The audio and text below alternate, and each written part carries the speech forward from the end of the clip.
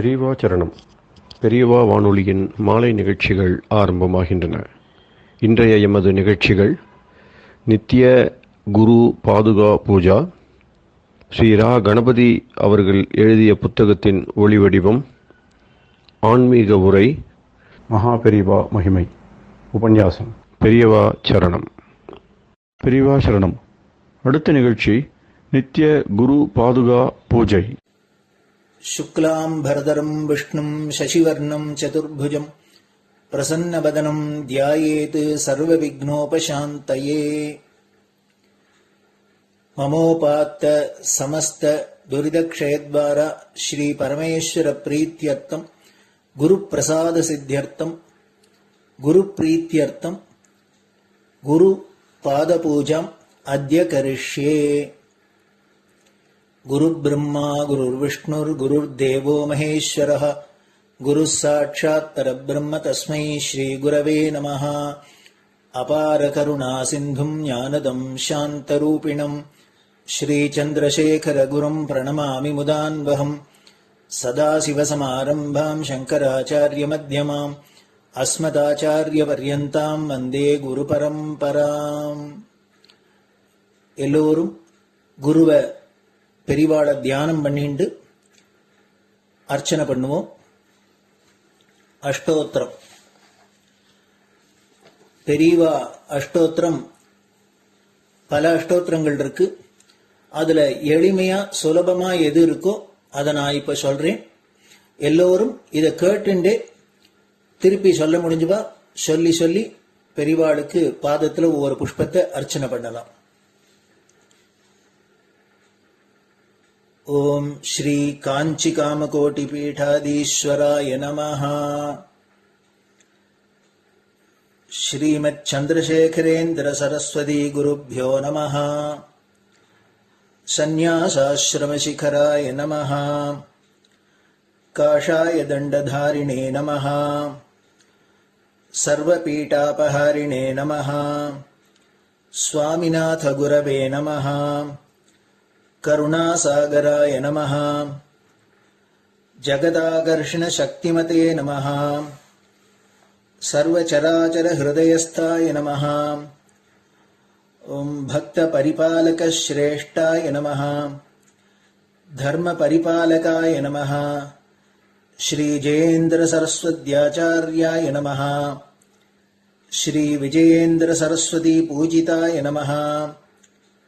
शिवशक्ति स्वरूपाय नमः. भक्ताभीष्ट प्रदायकाय नमः. ब्रह्मण्य पोषकाय नमः. ब्रह्म विष्णु शिवैक्य स्वरूपाय नमः. कांची क्षेत्रवासाय नमः. कैलाश शिखरवासाय नमः. स्वधर्म परिपोषकाय नमः. चातुर्वर्ण संरक्षकाय नमः. लोकरक्षण संकल्पाय नमः. ओम ब्रह्मनिष्ठापराय नमः. सर्वपापहराय नमः. धर्मरक्षक संतुष्टाय नमः. भक्तार्पितधन स्वीकर्त्रे नमः. सर्वोपनिषत् सारज्ञाय नमः. सर्वशास्त्रगम्याय नमः. सर्वलोक पितामहाय नमः. भक्ताभीष्ट प्रदायकाय नमः. ब्रह्मण्य पोषकाय नमः.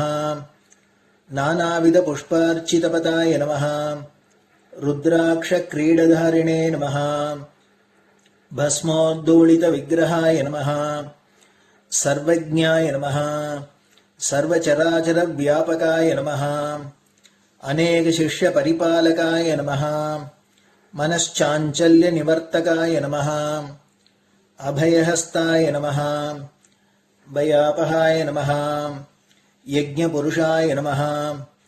यज्ञानुष्ठान रुचिप्रदाय नमः. यज्ञसम्पन्नाय नमः. यज्ञसहायकाय नमः. यज्ञफलदाय नमः. यज्ञप्रियाय नमः. उपमानरहिताय नमः. स्फटिक तुलसी रुद्राक्ष हारधारिणे नमः. चातुर्वर्ण समदृष्टये नमः. ऋग्यजुस्साम अथर्वणादि चतुर्वेद संरक्षकाय नमः. दक्षिणामूर्तिस्वरूपाय नमः जाग्रत् स्वप्न सुषुप्ति अवस्थातीताय नमः कोटिसूर्यतुल्यतेजोमय शरीराय नमः साधुसङ्गसंरक्षकाय नमः अश्वगज गोपूजा निर्वर्तकाय नमः गुरुपादुकपूजातुरन्तराय नमः कनकाभिषिक्ताय नमः स्वर्णबिल्वदलपूजिताय नमः सर्वजीवमोक्षदाय नमः मूकवाक्ताननिपुणाय नमः नेत्रदीक्षादानाय नमः द्वादशलिङ्गस्थापकाय नमः गानरसप्रियाय नमः ब्रह्मज्ञानोपदेशकाय नमः सकलकलासिद्धिताय नमः चातुर्वर्ण्यपूजिताय नमः अनेकभाषासम्भाषण कोविताय नमः अष्टसिद्धिप्रदायकाय नमः ओम श्री शारदामठसुस्थिताय नमः नित्यान्नदानसुप्रीताय नमः प्रार्थनामात्रसुलभाय नमः पादयात्राप्रियाय नमः नानाविधमतपण्डिताय नमः श्रुतिस्मृतिपुराणज्ञाय नमः देवयक्षकिन्नरकिंपुरुषपूज्याय नमः श्रवणानन्दकरकीर्तये नमः दर्शनानन्दाय नमः अद्वैतानन्दभरिताय नमः अव्याजकरुणामूर्तये नमः शैव वैष्णवादिमान्याय नमः श्रीशङ्कराचार्याय नमः दण्डकमण्डलोहस्ताय नमः वीणामृदङ्गसकलवाद्यनाथस्वरूपाय नमः रामकथारसिकाय नमः वेदवेदाङ्ग आगमादिसकलकलासतस्प्रवर्तकाय नमः हृदयगुहाशयाय नमः शतरुद्रीयवर्णितस्वरूपाय नमः केदारेश्वरनाथाय नमः अविद्यानाशकाय नमः निष्कामकर्मोपदेशकाय नमः लघुभक्तिमार्गोपदेशकाय नमः लिङ्गस्वरूपाय नमः सालग्रामसूक्ष्मस्वरूपाय नमः कालड्यां शङ्करकीर्तिस्तम्भनिर्माणकर्त्रे नमः जितेन्द्रियाय नमः शरणागतवत्सलाय नमः श्रीशैलशिखरवासाय नमः डमरुकनादविनोदाय नमः वृषभारूढाय नमः दुर्मदनाशकाय नमः आभिचारिकदोषहर्त्रे नमः मिताहाराय नमः मृत्युविमोचकशक्त्याय नमः श्रीचक्रार्चनतत्पराय नमः दासानुग्रहकारकाय नमः अनुराधानक्षत्रजाताय नमः सर्वलोकख्यातशीलाय नमः वेङ्कटेश्वरचरणपद्मषट्पदाय नमः श्री महात्रिपुरसुन्दरी समेत श्री चन्द्रमौलीश्वर पूजाप्रियाय नमः श्रीमच्चन्द्रशेखरेन्द्र सरस्वती सद्गुरु परब्रह्मणे नमः गुरुभ्यो नमः परमगुरुभ्यो नमः परमेष्टिगुरुभ्यो नमः परात्परगुरुभ्यो नमः गुरुपरम्पराभ्यां नमः गुरुपादुकाभ्यां नमो नमः. அடுத்தது ஊதுபத்தி இருந்தா அதை காமிச்சு தூபம், நெய் தீபம் இருந்தா காமிச்சு அதை நெய் தீபம் தீபம் காமிச்சுட்டு நைவேத்தியம் வெத்தலைப்பாக்கு பழம் இதுலேருந்து ஆரம்பிச்சு அவளுக்கு எது சௌரியமோ அதுபடி நைவேத்தியம் பண்ணலாம். அதுக்கு அடுத்தது கற்பூர ஹாரத்தி பண்ணி எல்லோரும் பிரதட்சிண நமஸ்காரம் பண்ணி பெரியவாள்கிட்ட பிரார்த்தனை பண்ணிண்டு எல்லோரும் க்ஷேமமா இருக்கணும், லோகம் பரம மங்களமா சௌக்கியமா இருக்கணும், எல்லோரும் வியாதி வெக்க இல்லாத ஆயுராரோக்கிய ஐஸ்வர்யத்தோட சாந்தம் அமைதியோட ஞான வைராக்கியத்தோட எல்லோரும் நல்லவர்களாயிருந்து நன்மையை அடையணும்னு பிரார்த்தனை பண்ணி இந்த பூஜையை தினம் செய்யலாம். குரு பிரம்மா குருர் விஷ்ணுர் குருர் தேவோ மகேஸ்வரः குரு சாட்சாத் பரபிரம்ம தஸ்மை ஸ்ரீ குரவே நமஹ. அபார கருணா சிந்தும் ஞானதம் சாந்தரூபிணம் ஸ்ரீ சந்திரசேகர குரும் பிரணமாமி முதான்வகம். சதாசிவசமாரம்பாம் சங்கராச்சாரிய மத்யமாம் அஸ்மதாச்சாரிய பர்யந்தாம் வந்தே குரு பரம்பராம். குரு பாத பூஜை நிறைவடைஞ்சது. பெரியவா சரணம். பெரியவா சரணம். பெரியவா வானொலியில் நேயர்கள் அடுத்து கேட்க இருப்பது ஸ்ரீ ரா கணபதி அவர்கள் எழுதிய புத்தகத்தின் ஒளி வடிவம். அளிப்பவர் ஸ்ரீமதி உமா சங்கர் அவர்கள். தேனினும் இனிய சொல்லான் தீச்சுடர் மேனி கொண்டான் ஊனுயிர்க்குயிரதான ஒன்றினைக் கலந்து நின்றான் ஏனினிக் கவலை நெஞ்சே இன்றுனக் அருள் செய்தான் இஞ்ஞானவான் காமகோட்டி நாதனை நம்புவோமே. ஜெய ஜெய சங்கர, ஹரஹர சங்கர. மகா பெரியவாளின் உபன்யாசங்களை ரா கணபதி அண்ணா தெய்வத்தின் குரல் என்ற பெயரில் 7 பாகங்களாக தொகுத்து நமக்கு அளித்ததின் முதல் பாகத்தின் அடுத்த பாகம் கர்ம மார்க்கம். இந்த கர்ம மார்க்கத்தின் அடுத்த பகுதி வெளியே கர்மம் உள்ளே தியானம். பலவிதமான கர்மானுஷ்டானங்களை நான் சொல்கிறேன். இந்த கர்மங்கள் பரமேஸ்வர பூஜை, பரோபகாரம் எல்லாம் பிறருக்காக செய்யப்படுவதாக தோன்றினாலும் உண்மையில் தங்களுக்கே செய்து கொள்வதுதான். பிறருக்கு உபகாரம் செய்வதால், சேவை செய்வதால் அல்லது சுவாமிக்கு பூஜை செய்வதால் அவனுக்கும் உள்ளுக்குள்ளே ஒரு நிறைவு ஏற்படுகிறது. நாம் செய்கிற சேவையில் மற்றவர்களுக்கு உண்மையான லாபம் இருந்தாலும் இருக்கலாம், இல்லாமலும் இருக்கலாம். நம் சேவை அவர்களுக்கு தேவைப்படாமலும் இருக்கலாம். ஆனால் அதை செய்யும் போது நமக்கே திருப்தியும் சந்துஷ்டியும் அமைதியும் உண்டாகின்றன. பரோபகாரம் என்று சொன்னாலும் கூட அது பிறருக்கு உபகாரமாக இருந்தாலும் இல்லாவிட்டாலும் தனக்கே உபகாரமாக இருக்கிறது. பிறருக்கு சேவை செய்வதற்காக நாம் எத்தனையோ கஷ்டங்கள், தியாகங்கள், சரீர சிரமம் எல்லாம் அடைந்தாலும் இதற்கெல்லாம் மேலாக அதிலேயே ஒரு நிறைவை, சந்துஷ்டியை நமக்குள் ஏதோ ஒன்று அனுபவித்துக் கொண்டிருக்கிறது. இப்படியேதான் நாம் பூஜை பண்ணுவதால் சுவாமிக்கு எந்த லாபமும் இல்லை. ஆனாலும் பூஜை, பாராயணம், க்ஷேத்ராடனம் என்று பல காரியங்களை, பலவித கஷ்டங்களை பட்டு நாம் செய்வதிலே நமக்கே ஒரு நிறைவு உண்டாகிறது. நம்மிடம் நமக்குள்ள பிரியத்தினால்தான் நமது நிறைவை வேண்டியே சேவை செய்கிறோம், பூஜை செய்கிறோம்.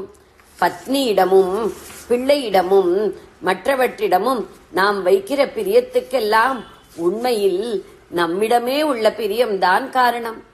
நம் உள்ள நிறைவுக்காகத்தான் மற்றவரிடம் பிரியம் காட்டுகிறோம் என்பது யாக்ஞவல்கியரின் உபனிஷத உபதேசம். பகவானிடம் பிரியம் வைத்து நாம் பூஜை செய்தாலும் சரி, உலகத்திடம் பிரியம் வைத்து சமூக சேவை செய்தாலும் சரி, அதெல்லாம் கூட தனக்கு ஒரு நிறைவை உண்டாக்கிக் கொள்வதற்காக நம்மிடமே நமக்குள்ள பிரியத்தால் செய்வதுதான்.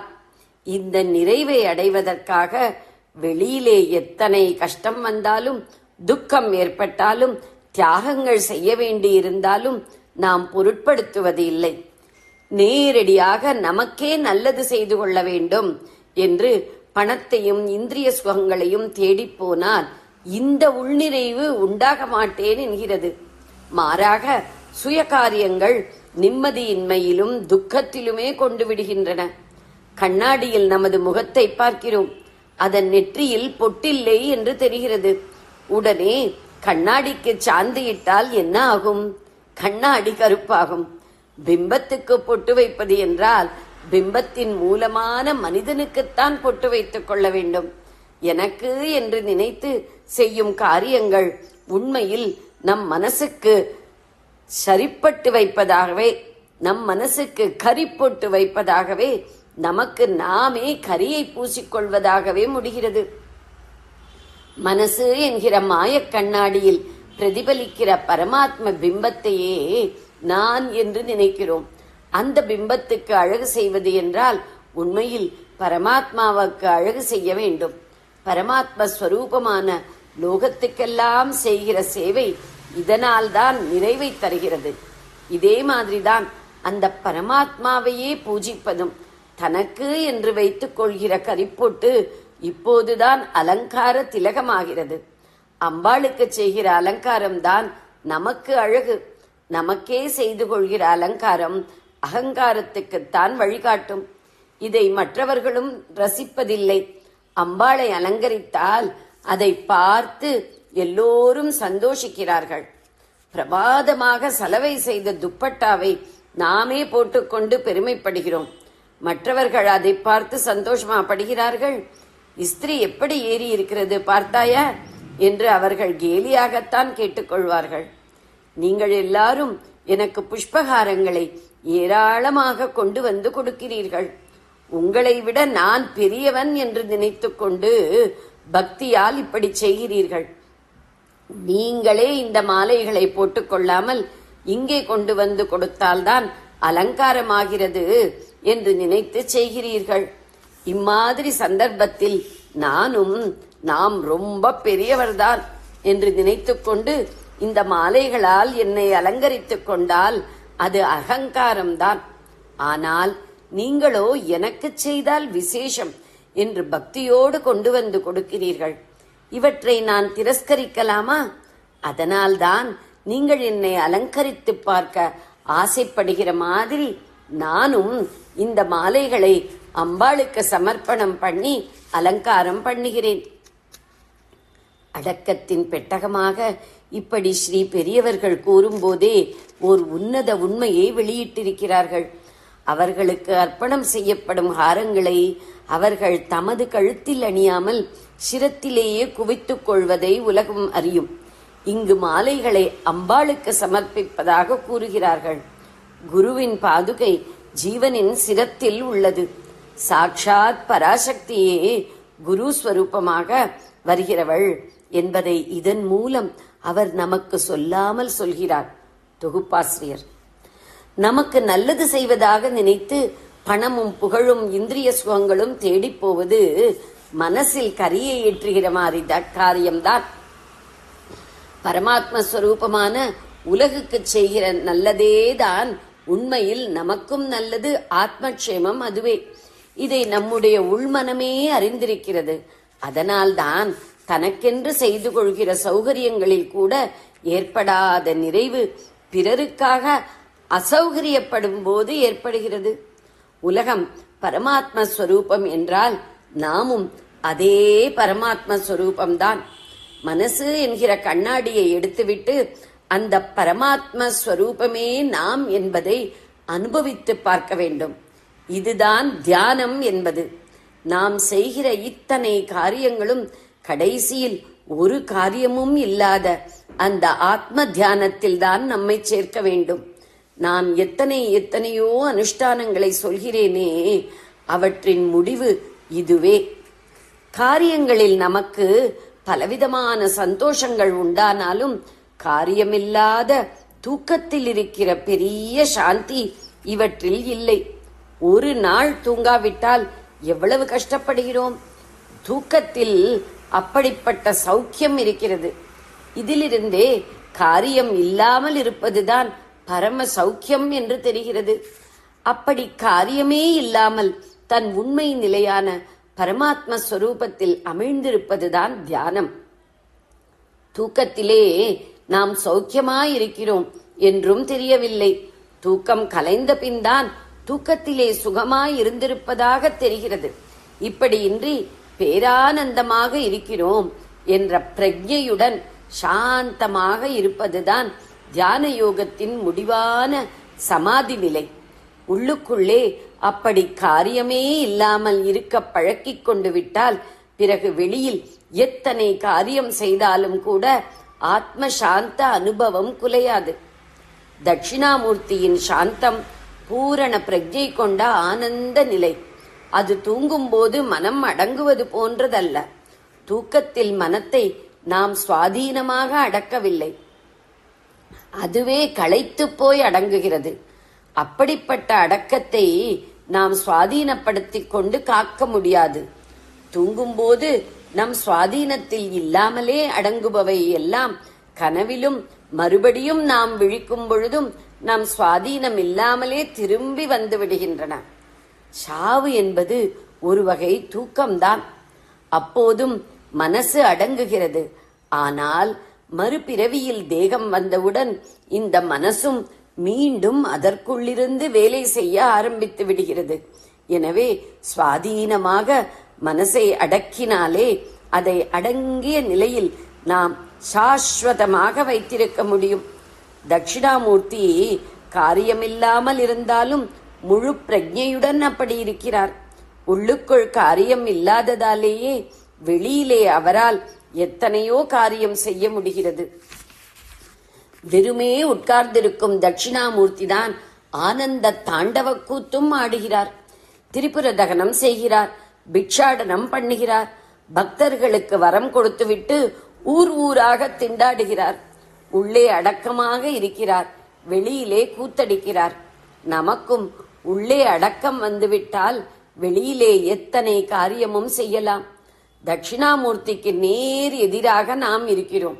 நம்மை எல்லோரும் பற்றே இல்லாமல் சாந்தியுடன் இருப்பதாக நினைக்க வேண்டும் என்று வெளியிலே வேஷம் போடுகிறோம். உள்ளுக்குள்ளே ஓயாமல் சஞ்சலித்து ஆட்டம் போட்டுக்கொண்டே இருக்கிறோம். முதலில் வெளியடக்கம் உண்டானால்தான் கொஞ்சம் கொஞ்சமாக உள்ளடக்கம் சித்திக்கும். இதனால்தான் இந்திரிய வியாபாரங்களை குறைத்துக்கொள், கூட்டத்தில் சேராதே, உலகுக்கு நல்ல செய்வது என்பது உள்பட சகல காரியங்களையும் விலக்க பிரயாசைப்படு, பணத்தை பக்கத்தில் சேர்க்காதே, காட்டுக்கு போ என்றெல்லாம் சொன்னார்கள். இப்படி இதை விடு அதை விடு என்று நமக்கு இஷ்டமானதை எல்லாம் துறக்கச் சொன்னால் நாம் கேட்போமா? கேட்க மாட்டோம். சித்தம் சுத்தமானால்தான் இதை செய்ய பக்குவம் வரும். இதனால்தான் முதலில் சித்தம் சுத்தமாவதற்காக இதை விடு அதை விடு என்று சொல்வதை விட முக்கியமாக இதை செய் அதை செய் என்று பலவிதமான கர்மாக்களை விதித்திருக்கிறது. ஒரு காரியத்தில் ஈடுபடுவதே நமக்கு இயல்பாக சுவாவமாக கைவருகிறது. எனவே இந்த மாதிரி நமக்கு சொந்த விருப்பு வெறுப்பு இல்லாமல் சாஸ்திரம் சொல்கிற காரியங்களை ஆரம்பிக்கிறோம். இதிலும் ஆரம்பத்தில் விருப்பு வெறுப்பு தலை தூக்கத்தான் செய்யும். இருந்தாலும் எடுத்த எடுப்பில் சிந்தையை அடக்கி தியானம் செய்வதை விட ஏதோ கொஞ்சத்தில் கொஞ்சமாவது விருப்பு வெறுப்புகளை சௌகரிய அசௌகரியங்களை பாராமல் கர்மாக்களை அனுஷ்டானம் செய்ய முடிகிறது. இப்படி ஒரு பிரயத்தனத்தை ஆரம்பித்து விட்டால் அப்புறம் பகவத் கிருபையால் விருப்பு வெறுப்புகள் சௌகரிய அசௌகரிய எண்ணங்கள் மேலும் மேலும் குறைந்து சத்கர்மாக்களை ஒழுங்காக செய்ய முடிகிறது. ஆசையும் துவேஷமும் குறைவதால் சித்தம் சுத்தமாகிறது. இப்படி சுத்தமான பிறகுதான் அது ஒருமுகப்பட்டு தியானத்தில் அமிழ முடியும். இந்த நிலையில்தான் எல்லா காரியங்களையும் விட்டுவிட்டு காட்டுக்கு போய் மூக்கை பிடித்துக் கொள்ள முடியும். இதன் முடிவில் நல்ல தியானம் சித்தித்து விட்டால் அப்புறம் எல்லாமே பரமாத்ம ஸ்வரூபம் என்று ஆகிவிடும். இந்த நிலையில் எதை விட்டும் ஓடிப்போய் காட்டில் உட்கார வேண்டியதில்லை. நிஷ்டை என்று தனியாக ஒன்றை சொல்லி மூக்கை பிடித்துக் கொண்டு உட்கார வேண்டியதும் இல்லை. காடு நாடு ஏகாந்தம் கூட்டம் எல்லாம் பரமாத்மாதான். காரியம் தியானம் இரண்டும் பரமாத்மாதான். நம் ஆத்ம சாந்தியை எதுவுமே குலைக்காது என்று ஆகிவிடும். தட்சிணாமூர்த்தி போல உள்ளே மாறாத சாந்தத்தோடு வெளியே எத்தனை கொட்டமும் அடிக்கலாம். கீதையில் பகவான் அர்ஜுனனிடம் ஸ்வதர்மத்தை பண்ணு, அதாவது யுத்த காரியம் பண்ணு என்றார். அவரே எந்த காரியமும் பண்ணாத தியான யோகத்தையும் சொன்னார். தியானத்தின் எல்லை நிலத்தில் பிரம்மனிஷ்டையில் சதா காலமும் இருந்த ஜனகர் முதலானவர்கள் லோகக்ஷேமத்துக்காக எப்போது பார்த்தாலும் காரியம் செய்ததாகவும் தானும் கூட அப்படியே செய்வதாகவும் சொன்னார். இதென்ன ஒன்றுக்கொன்று முரணா என்றால் இல்லவே இல்லை. ஒன்றிலிருந்து இன்னொன்று என்று இவை வருகின்றன. நேராக மனசை அடக்கி ஆத்மாவை அனுசந்தானம் செய்ய முடியாத ஆரம்ப நிலையில் கர்மானுஷ்டானம். அதனால் சித்த சுத்தி வந்த பின் கர்மம் தொலைந்த தியானம், யோகம் இத்தியாதி. இதில் சித்தியான பின் எதுவுமே தன்னை பாதிக்காது என்ற நிலையில் லோகக்ஷேமத்திற்காக கர்மா உள்ளே அடங்கி வெளியே கூத்தடிக்கிற நிலை. முடிவிலே லோகமெல்லாம் மாயை, இருக்கிற ஒரே வஸ்து பிரம்மம்தான். நாம் அதற்கு இரண்டாவதாக இல்லாமல் அத்வைத்தமாக அதோடு ஒன்றிப்போய் ஒரு காரியமும் எண்ணமும் இல்லாமல் பிரம்மமாகவே இருக்க வேண்டும் என்பதுதான் ஸ்ரீ பகவத் பாதரின் சித்தாந்தம். அவர் பெயரை வைத்துக் கொண்டிருக்கிற நானோ எப்போது பார்த்தாலும் பலதினுசான காரியங்கள், வேத கர்மங்கள், பூஜை, ஜபம், பரோபகாரம் இதுகளையே சொல்லி வருகிறேனே என்றால் நாம் இருக்கிற ஸ்திதியில் இங்கே இருந்துதான் ஆரம்பிக்க வேண்டியிருக்கிறது. இப்படி ஆரம்பித்தால் இதுவே படிப்படியாக அத்வைத மோட்சத்தில் கொண்டுவிடும். ஸ்ரீ கிருஷ்ண பரமாத்மாவும் சாட்சாத் நம் பகவத் பாத ஆச்சாரியாலும் வகுத்து தந்த கிரமமும் இதுதான். முதலில் கர்மா, அப்புறம் உபாசனை, பக்தி, முடிவில் ஞானம். இப்படி கிரமப்படி கொஞ்சம் கொஞ்சமாக நம்பிக்கையோடு பக்தியோடு முன்னேறினால் அதற்குரிய பக்குவம் வருகிற போது ஆத்ம தியானத்தில் ஈடுபட்டு உள்ளடக்கம் சித்திக்கும். அதன்பின் லோக சங்கிரகம், உலகுக்கு நன்மை செய்வது என்பதற்காக எத்தனை வெளிக்காரியத்திலும் ஈடுபடலாம்.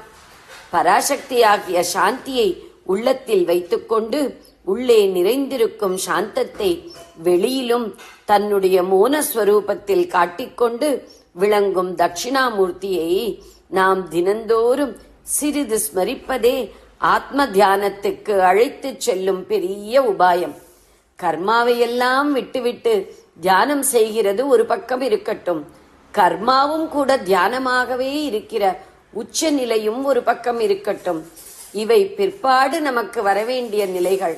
ஆனால் இப்போது நாம் உடனடியாக கர்மா செய்கிற போது கூட இந்த ஆரம்ப தசையிலேயே பிரதி தினமும் கொஞ்ச காலம் காரியமில்லாமல் விஸ்ராந்தியாக சாந்தமாக இருப்பதற்காக சிறிது தியானம் செய்ய பழக வேண்டும். கர்மா, பக்தி, உபாசனை, தியானம், ஞானம் எல்லாம் முதலில் சேர்ந்து சேர்ந்து வரட்டும். இதெல்லாமே ஒன்றுக்கொன்று விரோதமில்லை, ஒன்றை ஒன்று இட்டு நிரப்புவது, காம்ப்ளிமெண்டரி தான். கடைசியில் ஒன்றொன்றாக மற்றதெல்லாம் உதிர்ந்து தியான சமாதியில் மட்டும் நிற்கும். அந்த சமாதியின் நினைப்பாவது நமக்கு இப்போது ஆரம்ப கட்டத்தில் இருக்க வேண்டும். அதுதானே நம் லட்சியம். அதனால் அன்றென்றும் சில க்ஷணமாவது சாந்தமாக வேலைகளையெல்லாம் விட்டு தியானம் அபியசிக்க வேண்டும். ஆனால் இதற்காக கர்மானுஷ்டமாவது அதில் என்ன சார் இருக்கிறது? வெறும் சூப்பர்ஸ்டிஷன் என்று சொல்லாமல் ரிச்சுவல், சடங்கு எல்லாம் மீனிங்லெஸ், அர்த்தமில்லாதது என்று சொல்லாமல் நிறைய அனுஷ்டானங்களை செய்து கொண்டே இருப்போம். இதனால் நம் சித்த மலம் போக போகத்தான் உள்ளே இருக்கிற ஸ்வயம் ஜோதி அனுபவத்தில் தெரிய ஆரம்பிக்கும். ஜெய ஜெய சங்கர, ஹரஹர சங்கர. பெரியவா சரணம். இந்நிகழ்ச்சியின் அடுத்த பகுதி நாளை மாலை இதே நேரத்தில் ஒளிபரப்பாகும். பெரியவா சரணம். பெரியவா சரணம். பெரியவா வானொலியில் நேயர்கள் அடுத்து கேட்க இருப்பது திரு கவிக்கண்ணன் அவர்களின் ஆன்மீக உரை. பெரியவா சரணம். ராம் ராம். ஸ்ரீ குருப்யோ நம. ஜெய ஜெய சங்கர, ஹர ஹர சங்கர. பெரியவா வானொலி நேயர்கள் அனைவருக்கும், மகா பெரியவாவுடைய பக்தர்கள் அனைவருக்கும் அடியேன் கவிக்கண்ணனின் அன்பு கலந்த நல்வாழ்த்துக்கள். அடுத்த பாட்டு கிட்டத்தட்ட அதே மாதிரிதான் சொல்லிட்டு இருக்க. விதி காணும் உடம்பை விடாவினையேன் கதி காண மலர்கடல் என்றருள்வாய்.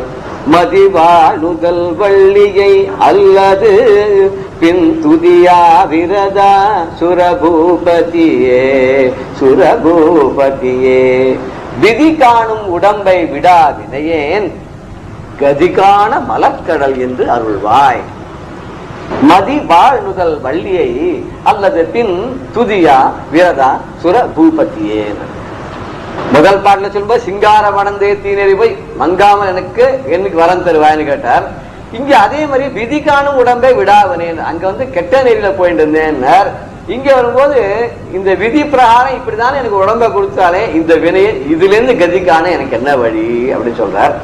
மதி வாழ்நுதல் அப்படின்னா சந்திரன் போல பிரகாசிக்கக்கூடிய முகத்தை உடைய. இங்க நுதல்னு இங்க வந்து முகம்னு சொல்றாரு. ஆனா நுதல் சொன்னா நெற்றின்னு அர்த்தம். வானுதற் கண்ணியை விண்ணவர் யாவரும் வந்திரஞ்சி பேணுதற்கெண்ணை எம்பெருமாட்டியன். வாழ்நுதல் கண்ணினா வாழ் போன்ற நீண்ட நெற்றியில கண்ணை உடையவள், நெற்றி கண்ணை உடையவள் அப்படின்னு சொன்ன. இங்க மதி வாழ் நுதல்.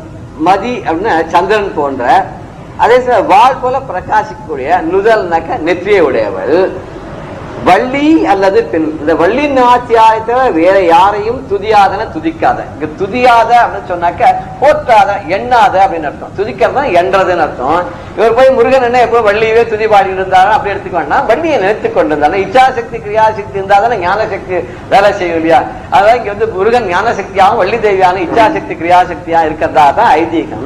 இவன் வந்து வள்ளியை தவிர யாரையுமே நினைக்கிறது இல்லைங்கக்கூடிய விரதான கொள்கையை உடையவனா. ரெண்டு பேர் இருந்தா கூட ஏன் அவர் தேவயானையை சொல்லலன்னு தெரியல. வள்ளியை மட்டும் தான் அவர் கொண்டாடி இருக்கார். அப்ப வள்ளி தேவயானை கோச்சிக்க மாட்டவள, அதான் மூத்தவள் ஆச்சு, விட்டுட்டார். வள்ளியை தவிர யாரையும் நினையாதவள் ரொம்ப தைரியமா சொல்றாரு அவர். அப்ப ஒருவேளை வள்ளியும் தேவயானையும் ஒன்னா ஒரே முகம் ஆயிட்டாலும் ஈருடலும் ஒரு உயிரம் ஆயிட்டா போல் இருக்கு. அப்படிப்பட்ட நீ சுரபூபத்தியே தேவர்களின் தலைவனே விதி காணும் உடம்பை அந்த பிரம்மனால் படைக்க. விதி காணும், விதினா என்னுடைய விதி பிரகாரம் வந்ததுன்னு சொல்லலாம். விதின பிரம்மா, பிரம்மாவால் ஏற்படுத்தப்பட்ட உடம்பு, அவன் படைத்த உடம்பு, அவன் காணும் இந்த உடம்பை விடா வினையன் விடாமல் மீண்டும் மீண்டும் சரீரம் எடுத்து அதே தொழிலாக நான் பிடிச்சுட்டு இருக்கேன். அதை விடவே மாட்டேங்கிறேன். என்னைக்கு அது வெளில வரப்போ எனக்கு தெரியவே இல்லை. கெட்டியா பிடிச்சுட்டு இருக்கேன் அந்த விதியினால. விதியினால திருப்பி திருப்பி திருப்பி திருப்பி எனக்கு ஜென்மம் வந்துட்டே இருக்கு. இப்படிப்பட்ட நான் கதிக்கான மறுபடியும் கருவில் வந்து சேராமல் மீண்டும் இந்த உலகத்தை பார்க்காத ஒரு நல்ல கதிக்கு மலர்கடல் என்று அருள்வாய். உன்னுடைய கடல் அப்படின்னா அது ஒரு அணிகள் வந்து அதை அணிந்து கொள்ள பாதத்துக்கு கூட கடல் தான் பேருங்கிற. மலர்கடல் இவன் மலர் போன்ற தாமரை மலர் போன்ற அந்த பாதங்கள் கடல்கக்கூடிய ஒரு அணிகலனை அடைந்து கொண்டிருக்கூடிய தாமரை போன்ற பாதங்களை உடையவனே, அந்த பாதத்தை எனக்கு நீ என்றைக்கு தருவாய்? நீ எப்ப எனக்கு கொடுக்க போற அப்படிங்கிறார். இது எப்ப கொடுப்பான் அப்படின்னு சொன்னா இது விதியினுடைய பயனால் தான் அந்த உடம்பு கிடைச்சிருந்தே இருக்கு. நம்ம என்ன பண்ண விதியை முதல்ல ஒழிச்சணும். விதியை ஒழிச்சா தான் நமக்கு வந்து நல்ல கதி கிடைக்கும். விதியை ஒழிக்கா நம்ம என்ன பண்றோமா நல்லது கெட்டது ரெண்டையும் பண்ணிட்டே இருக்கோங்கிற. நல்லது பண்ணா அதுக்கு உண்டான பலன், கெட்டது பண்ணா அதுக்கு உண்டான பலன். சோ ரெண்டு விதமான கர்மாக்களையும் பண்ணி பண்ணி பண்ணி பண்ணி நமக்கு என்ன ஆகுதுன்னா திருப்பி திருப்பி வந்து பிறந்து போய் வந்து இப்படியே பண்ணிட்டே இருக்கோம். இதுக்குதான் வந்து விதி என்பது இருவினை பயன் செய்வதனை சென்று அடைவதற்கு ஏதுவாகிய நியதி அப்படின்னு இதுதான் முறைங்கிற. வினையை கர்மான்னு சொல்றாங்க சம்ஸ்கிருதத்துல. கர்மா வந்து செஞ்சுட்டு இருக்கிற பிறப்பு வந்து இருந்துதான் இருக்கும். அந்த கர்மாவுடைய பலனை இது வந்து கர்ம பூமின்னு சொல்ல முடியும். அதனால இந்த பூமியில வந்து பிறந்தாகணும். நல்லது பண்ணாலும் பிறந்தாகணும், கெட்டது பண்ணாலும் திரும்பி திரும்ப வந்துட்டு போயிட்டே தான் இருக்கணும். அதனால சரீர வாஞ்சையினால்தான் மனுஷன் வந்து என்ன பண்ணாலும் நிறைய காரியங்கள்லாம் செய்யறாங்க. உடம்பு மேல இருக்க பற்று, இந்த உடம்பு தான் நான் நினைச்சிட்டு இருக்கோம். அதனால இந்த நான் செய்யறதெல்லாம் இந்த உடம்பு செய்யறதாக, இந்த உடம்பு பிரீத்திக்காக நான் செய்யுது, என்னுடைய பிரீத்திக்காக உடம்பை யூஸ் பண்ணிக்கிறேன்ற மாதிரி ரெண்டு இணை பிரியாத உட்காந்து தப்பா பண்ணிட்டே இருக்கு. இந்த ஆசை வர வர வர வர நம்ம நிறைய பண்ணிட்டே இருக்கோம். இந்த ஆசை ஏறுமுகமா போயிட்டே இருக்கு. இந்த ஆசை அகன்றாதான் நமக்கு என்ன கிடைக்கும் அப்படின்னு எல்லாம் நீங்கும். இந்த வினை பயன்கள் நீங்கினாதான் நமக்கு மறுபடியும் பிறப்பு இல்லாத இருக்கும். இப்படி இந்த சங்கில் இருக்கிற பிறப்பு இருக்கிற சங்கில் இது அருந்து போகணும் அப்படின்னு சொன்னா, புனர்ஜென்மம் இல்லாத இருக்கணும்னு சொன்னா அது பகவானை கெட்டியாக பிடிச்சிருக்கணும். வள்ளலார் சொல்ற அந்த இடத்துல வான் பிறந்தார் புகழ் தணிகை மலையை கண்டு வள்ளலே நின் புகழை மகிழ்ந்து கூறேன். எப்படி எனக்கு விதி என்ன பிடிச்சா பிடிச்ச ஆட்டாதான் இருக்கும், ஆட்டின்னு தான் இருக்கும். வான் பிறந்தார் புகழ், வான் பிறந்தார் புகழ், வானத்திலே பிறந்தவர்கள் அவர்களாம் தேவர்கள், அவர்களாம் புகழக்கூடிய தணிகை மலையை கண்டு வள்ளலின் புகழை மகிழ்ந்து கூறின. தணிகை மலையை வந்து தேவர்கள் எல்லாம் போற்றுறாராம். அப்பேற்பட்ட மலையில வாழக்கூடிய வள்ளலே உன்னுடைய புகழை நான் மகிழ்ந்து கூறேன். உன நான் பாடுறதே கிடையாது, உன்னுடைய புகழே பாடுறது கிடையாது. இது மனுஷாலாம் போய் ஸ்தோத்திரம் பண்ணி உட்கார்ந்து இருக்கேன். தேன் பிறந்த மலர் குழலார்க்கு ஆளாவாளா திரிகின்றேன் புரிகின்றேன் தீமை நாளும். தேன் பிறந்த மலர் குழலார்க்கு ஆளாவாளா திரிகின்றேன். தேன் சொரியக்கூடிய மலர்களை சூடிக்கொண்டிருக்கக்கூடிய குழந்தை உடைய உனக்கு ஆளாகாமல் நான் தெரிந்து கொண்டிருக்கேன். முருகன் பூவை சூடிட்டு இருக்கான், அந்த பூவில் தேன் சொரியது, அதனால வண்டுகள் எல்லாம் வைக்கிறதான். அப்பேற்பட்ட உனக்கு ஆளாகாமல் நான் லோகம் தெரிஞ்சு உட்காந்து இந்த பூலோகத்தை தெரிஞ்சிருக்கேன். என்னாலும் தீமையை புரிகின்றன. நல்லது பண்ணாலும் பல கெட்டதையே பண்ணிட்டு இருக்கேன். உன் பிறந்த உடல் ஓம்பி அவனே வாழ்நாள் ஒழிக்கின்றேன் பழிக்கு ஆளாய் உற்றே நந்தோ. ஊர் பிறந்த உடலாம், இது ரத்தத்தினாலே மாம்சத்தினாலே பிறந்த அந்த உடல், இதை ரொம்ப போற்றி வளர்த்து வாழ்க்கை முழுக்க தப்பு தண்டாவே பண்ணிட்டு நாளெல்லாம் போற்றி கழித்து கொண்டிருக்கேன். இப்படி பழிக்கு ஆளாகி உற்றேன். எல்லாம் நம்மளதான் திட்டுறான், அதை பண்ணா இதை பண்ணா, நல்லதே பண்ணா தப்பே பண்ண ஆளாகி இதுலயே தெரிஞ்சு உட்கார்ந்து இருக்கேன். ஏன் பிறந்தேன் ஏன் பிறந்தேன் பாதி ஏன் யான் என் குறையை எவருக்கு எடுத்து இயங்குவேன் இங்கே. நான் இந்த மாதிரி ஏன் பிறந்தேன் எனக்கு புரியல. ஏதாவது நல்லது காரியம் பண்ண நல்லதும் பண்ணல, உன்னை ஸ்தோத்திரம் பண்ணவும் இல்லை, உன்னுடைய மலையை ஸ்தோத்திரம் பண்ணல, உன்னுடைய இருப்பிடத்தை ஸ்தோத்திரம் பண்ணல, உன்னுடைய பாதத்தை ஸ்தோத்திரம் நானே முந்து கொண்டு வள்ளலாறு கிடக்கிற அருணகிரிநாதன் மாதிரியே சொல்லும் போது கதிகானம் உடம்பை விழாவுடையன் கதிகான மலர்கெழுந்தார்கள். எனக்கு எப்ப விமோசனம் எதிர் கேட்டார். இங்க அவர்னா நான் எப்ப பார்த்தாலும் வாழ்ந்து தெரிஞ்சு பண்ணிட்டே இருக்கேனேங்கிறார். இந்த முருகனை எப்படி வேணாலும் நம்ம நினைச்சுக்க முடியும். எப்படி நினைச்சுக்கணும் அப்படின்னு கேட்டேன்னாக்க, அறவாழி அந்தணன் ஆள் சேர்ந்தார்களால் பிறவாழி நீத்தலர்னு வள்ளுவர் சொன்னது. அறவாழி அந்தணன் அறந்தக்கூடிய கடல்ல இருக்கக்கூடிய அவன் அற ஆழி. அறம்னா தர்மம், தர்மமே கடலா இருந்தா அவ்வளவு பெருசு. அப்படிப்பட்ட அந்தணன் நல்லதை செய்யக்கூடிய ஞானி. அவனுடைய பாதத்தை சேர்ந்தார்களால் பிற ஆழி நீத்தல். பிறவி இந்த பெருங்கடை தாண்டனமான பிறவி பெருங்கடுகள் நீக்குவார் நீந்தா இறைவனடி சேராதான் இன்னொரு சொல்லுங்க. பிறவி பெருங்கடல் தாண்டனம்னா அவனுடைய பாதத்தை பிடிச்சாதான் முடியும் அப்படின்னு. அப்பேற்பட்ட முருகன் யாரு என்னன்னு அதே ஒருத்தர் சொல்றார். முப்புறம் எரித்தவன் கண்களில் பிறந்தாயினர். அவன் அவனுடைய குமார சம்பத்தை சின்னதா சுருக்கமா பதில் சொல்லும் போது, முப்புறம் எரித்தவன் கண்களில் பிறந்தாய் மூவிரு கமலத்தில் மகிழ்வுடன் தவழ்ந்தாய் ஒப்பில தத்துவ உபதேசம் தந்தாய் ஓராது படை வீடு கோவிலாய் கொண்டாய் சாரங்கள் மருகனே முருகனே சங்கரி மைந்தனே முருகனே. முப்புறம் எரித்தவன் கண்களில் பிறந்தாயினர். 3 புறங்களையும் திருப்புறங்களையும் சம்ஹாரம் பண்ண அந்த பரமேஸ்வரனுடைய கண்ணிலிருந்து தீப்பொறியாக நீ பிறந்தாய். 3 கமலத்தில் மகிழ்வுடன் தவழ்ந்தான். 6 கமல புஷ்பங்கள்ல அந்த தீப்பொறியை கொண்டு போய் வாயுதேவன் சேர்க்கவும் அங்க நீ கமலத்தை குழந்தையாக பண்ண அங்க தவழ்ந்தாய். கங்கை சரவண பொய்கையில அந்த கமலத்தினால குழந்தையாக நீ தவழ்ந்தாய். ஒப்பிலா தத்துவ உபதேசம் தந்த அந்த பரமேஸ்வரனுக்கு தோல்ல உட்கார்ந்து அதுக்கு ஒரு பிரணவ உபதேசத்தை நீ தான் தந்த. ஓராறு படை வீடு கோவிலாய் கொண்டான். முருகனுக்கு முக்கியமா சொல்ல 6 படை வீடு தான். 6 படை வீடு திருப்பரங்குன்றம், செந்தில், பழனி, சாமிமலை, அப்புறம் இங்க திருத்தணிகை, திருப்பரங்குன்றம், அழகர் கோவில். அழகர் கோவில் பழமுதீஸ்வரர். இந்த 6 தான் முக்கியமா சொல்றா. இது தவிர நிறைய இருக்கு.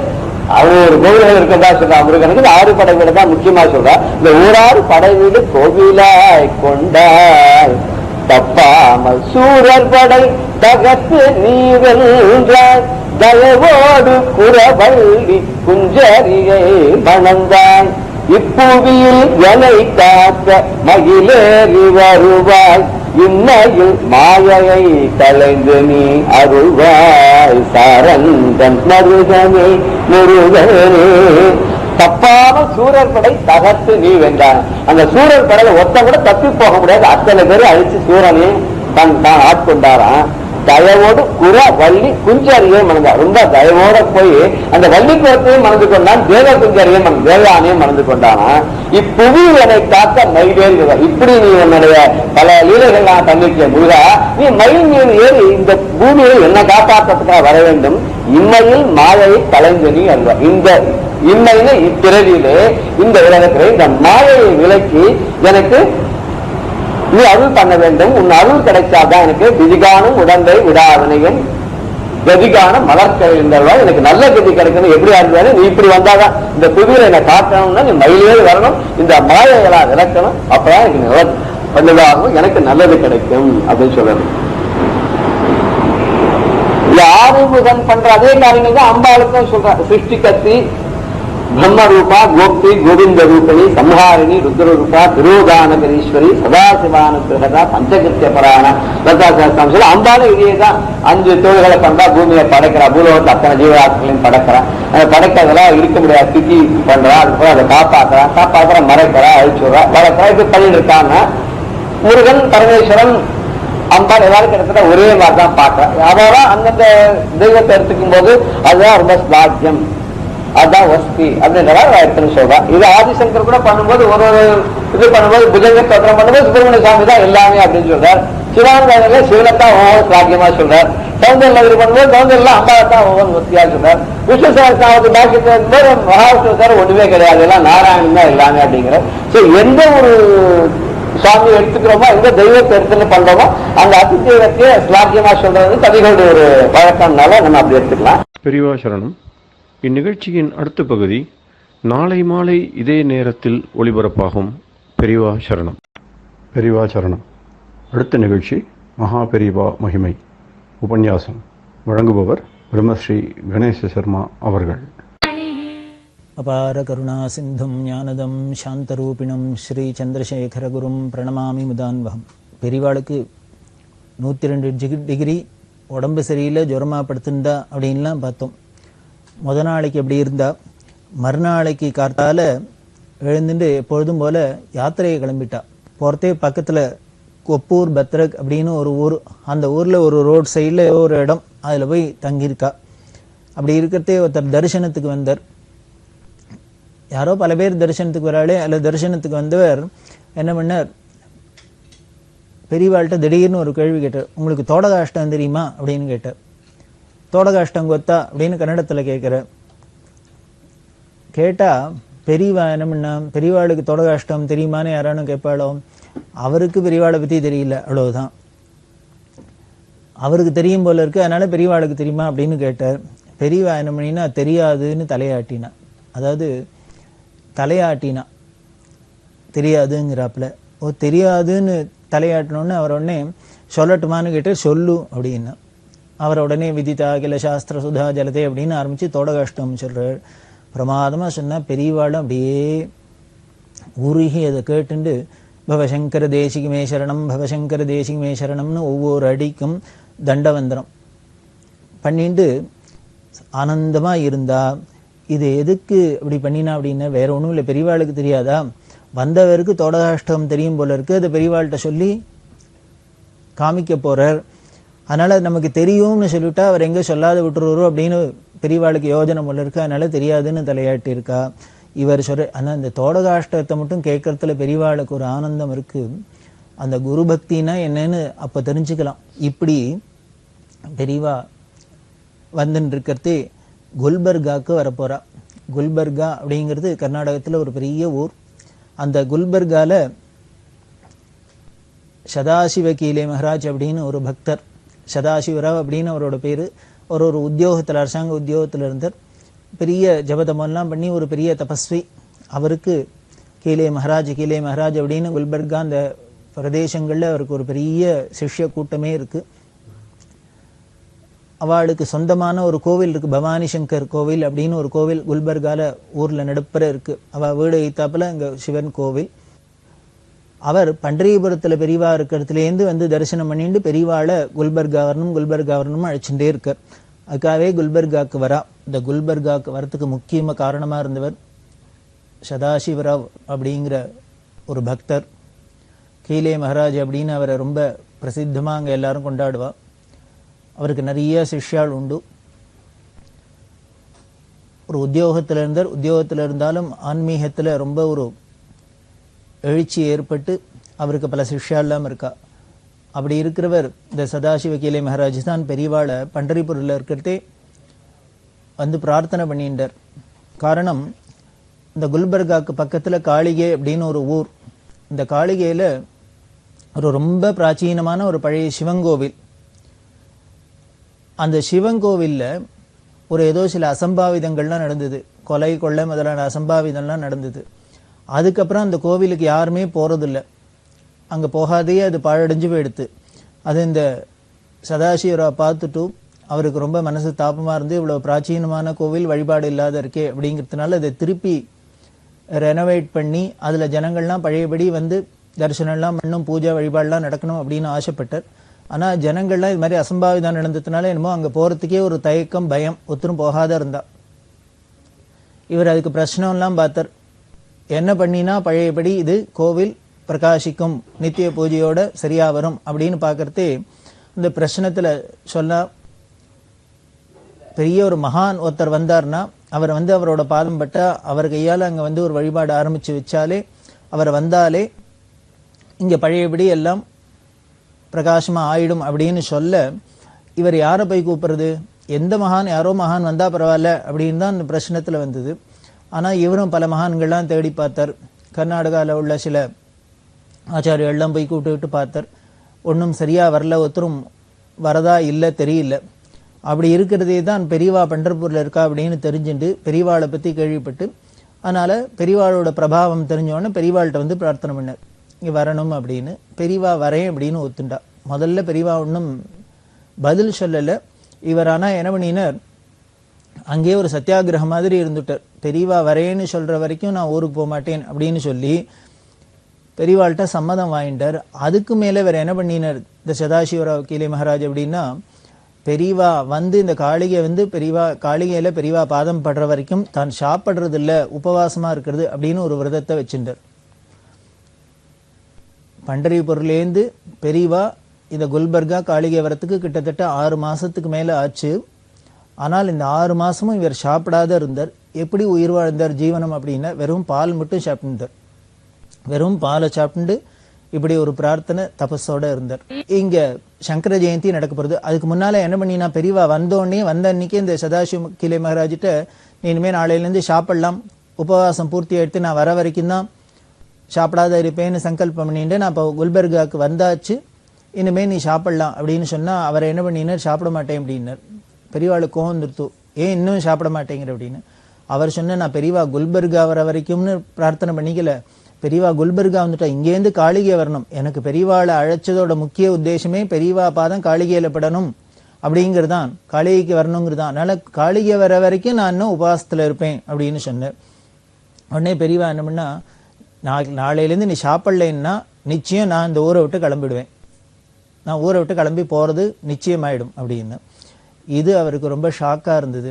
அப்புறம் பெரியவாள்கிட்ட கைங்கரியம் என்ற ஏகாம்பரம் அப்படிங்கிற அவர்கிட்ட சொல்லி, பெரியவா கிளம்பிடுவேங்கிறா, இவ்வளவு தூரம் வந்துட்டு காளிகைக்கு வராது, பெரியவா போயிட போகிறா, இங்கே இன்னும் கொஞ்ச நாள் இருக்கணும், சங்கர ஜெயந்தி வருது, சிவராத்திரி வருது, எல்லாம் வருது, அதனால் பெரியவா இங்கேயே இருக்கணும் அப்படின்லாம் பிரார்த்தனை பண்ண, அவர் சொன்னார், நான் இத்தனை நாள் இருந்துட்டேன், 6 மாதத்துக்கு மேலே சாப்பிடாத இருந்துட்டேன், இன்னும் 1 வாரம் 10 நாள் இருக்க போகிறேன், அதனால் என்னோட சங்கல்பம் பூர்த்தியானும், பெரியவா தான் ரட்சிக்கணும், பெரியவாள்கிட்ட நீங்கள் எடுத்து சொல்லுங்க அப்படின்னு சொல்ல, அப்புறம் போய் ஏகாம்பரம் பெரியவாள்கிட்ட சொல்ல, பெரியவா சரி இங்கேயே தங்கலாம் அப்படின்லாம் ஒத்துண்டா.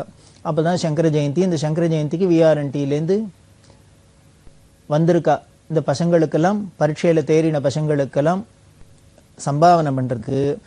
அப்படி வந்த அந்த பசங்களில் பரீட்சையில் பாஸ் பண்ணி முதல் வகுப்புலலாம் பாஸ் பண்ணுறவாளுக்கு அவளுக்கு ஏற்றாப்புல சம்பாவனை எல்லாம் பண்ணுற வழக்கம். அந்த அழிச்சுன்னு வந்த பசங்களை ரிக்வேதத்தில் வந்த 3 பேரில் ஒருத்தர் சங்கர நாராயணன் அப்படின்னு ஒரு பிரம்மச்சாரி. இவர் யாரு அப்படின்னா, இவர் ரிக்வேதத்தில் முதல் வகுப்பை தேர்ந்தார். இவரும் இந்த அக்ஷய திருதி அன்னைக்கு சம்பாவனை வாங்கிக்கிறதுக்காக பெரியவா சந்நிதியில் குல்பர்காவுக்கு வந்திருக்கார். இந்த சங்கர நாராயணன் யாரு அப்படின்னா வேற யாரும் இல்லை, பின்னால் அதோ கொஞ்ச நாள்லேயே வரப்போறார். காஞ்சி காமகோடி பீடத்தோட 70வது பீடாதிபதிகளாக நியமனம் ஆக போற, இன்று நாம பாலபெரிவா அப்படின்னு சொல்ற அவாதான் இந்த சங்கர் நாராயணன். அவ பூர்வாசிரமத்தில் இருக்கிறதே வேத பரீட்சையில் முதல் தெரிஞ்சோன்னு சம்பாவனை வாங்கிறதுக்காக இந்த குல்பர்காவில் வந்து பெரியவாள்கிட்ட வந்தா. இவாளுக்கெல்லாம் சம்பாவனை பண்ண போகிறதே பெரியவா அண்ணாதுரை எங்கிட்ட கேட்டா, எப்படி இவாளுக்கெல்லாம் சம்பாவனை பண்ண போற அப்படின்னா, அவளுக்கு எப்படி எந்தெந்த வகுப்பில் தேறிக்காளோ அதுக்கு ஏற்றாப்புல பணம் கொடுக்க போகிறது, செக்காக தான் கொடுக்க போகிறது அப்படின்னு. உடனே பெரியவா சொன்னா, செக்காக கொடுக்கக்கூடாது. அதுக்காக தான் கேட்டேன், செக்காக கொடுக்கக்கூடாது, நீ என்ன பண்ணும், அந்த குழந்தைகளுக்கெல்லாம் உட்காத்தி வச்சு நீ எவ்வளவு ரூபா சம்பாவனைன்னு தீர்மானம் பண்ணியிருக்கோ அதை காயினா மாற்றி அவள் மடியில் அப்படியே கொட்டணும் அப்படின்னு. அதாவது கொட்டுறா அப்படிங்கிற காசாக கொட்டுறது பணமாக கொட்டுறது அப்படின்லாம் நம்ம வாயால் தானே சொல்லிட்டு இருக்கோம் சும்மா. ஆனால் பெரியவா என்ன பண்ணுறா, லிட்ரலி அப்படியே கொட்டணுமா, மடியில் சம்பாவனையே அப்படியே கனகாபிஷேகம் பண்ணுறாப்புல கொட்டணும் அப்படிங்கிற. அப்படின்னா இதை எதை காமிக்கிறது அப்படின்னு, அந்த வேதம் படித்த குழந்தைகள்கிட்ட அவள்கிட்ட என்ன ஒரு பிரியம், அந்த வேதத்திட்டையும் வேதம் படித்த குழந்தைகள்ட்டையும் பெரியவாளுக்கு பிரியம், அவளுக்கு எப்படி இல்லாமல் பண்ணி பார்க்கணும்னு பெரியவா ஆசைப்பட்டா அப்படிங்கிறது இதுலேயும் தெரியுது. இப்போ திடீர்னு சொல்கிறதே அன்னைக்கு சனிக்கிழமை, மறுநாளைக்கோ இந்த சம்பாவனை பண்ணி ஆகணும். எங்கே போகிறது? எல்லா குழந்தைகளுக்கும் இனிமேல் காயினாக கொடுக்கணும் அப்படின்னா அத்தனை காயினுக்கு எங்கேருந்து போகிறது? என்ன பண்ணுறதுன்னு தெரில. உடனே அண்ணாத்திரையங்கார் பெரியவாள்கிட்ட ஏகாம்பரம் அப்படின்னு அவர்கிட்ட சொன்னார். பெரியவா இது மாதிரி உத்தரவாயிடுத்து, என்ன பண்ணுறதுன்னு தெரில, ஏதோ ஊரோ நமக்கு புதுசு, என்ன பண்ணலாம் அப்படின்னு சொல்கிறது. அந்த ஊரில் மனோகர் ராவ் அப்படின்னு ஒரு பக்தர், அவர் அடிக்கடி பெரியவா தரிசனத்துக்கு எல்லாம் பண்ணக்கூடியவர். அவர்கிட்ட ஏகாம்பரம் சொன்னார், இது மாதிரி பெரியவா காயினாக கொடுக்கணும்னு ஆசைப்படுறா, காயினுக்கு எங்கே போகிறதுன்னு தெரியல அப்படின்னா. அவர் சொன்னார், ஏன்னா இவ செக்கு தான் எடுத்துன்னு வந்திருக்கா, என்கேஷும் பண்ணிக்கல, பணமாகவும் கொண்டு வரல. அவர் சொன்ன, நான் பணமாக வேணால் கொடுத்துடலாம், 60,000 வரைக்கும் ஏற்பாடு பண்ணலாம், ஆனால் அதில் காயினா வேணும்னா என்னால் முடியாது, எல்லாம் ரூபா நோட்டா வேணால் ஏற்பாடு பண்ணித்தரலாம், காயினுக்கு எங்கே போகிறது அப்படின்னு. இப்படி பல இடத்துல யோஜனை பண்ணி கடைசியில் அங்கே ஒரு ஸ்டேட் பேங்க் ஆஃப் இந்தியா, அந்த ஸ்டேட் பேங்க் ஆஃப் இந்தியாவில் போய் அப்ரோச் பண்ணினா. சனிக்கிழமையாக இருக்கிறதுனால அரை நாள் தான் பேங்க் வேறு. அந்த ஸ்டேட் பேங்க்கில் போய் அந்த மேனேஜர்லாம் பேசி இந்த விவரங்கள்லாம் சொன்னால், அவள் சொன்னால் 20,000க்கு காயின் இருக்குது, அதை வேணால் தரலாம், மேக்ஸிமம் எங்களால் முடிஞ்சது 20,000 ரூபாய்க்கு காயின் இருக்கும், கொடுக்குறோம் அப்படின்னு சொன்னால், சரி இதுவானும் கிடச்சிதே அப்படின்னு சந்தோஷம். அதையும் வாங்கிட்டு வந்து அந்த 20,000 காயின்லாம் என்ன பண்ணினா, மறுநாளைக்கு பெரியவா பெரியவா உட்காந்துருக்கா சம்பாவனையில், எல்லா குழந்தைகளையும் உட்காத்தி வச்சு அவளுக்கு 8,000 10,000 7,000 5,000 6,000 அப்படின்லாம் சம்பாவனை இருக்கும் இல்லையா.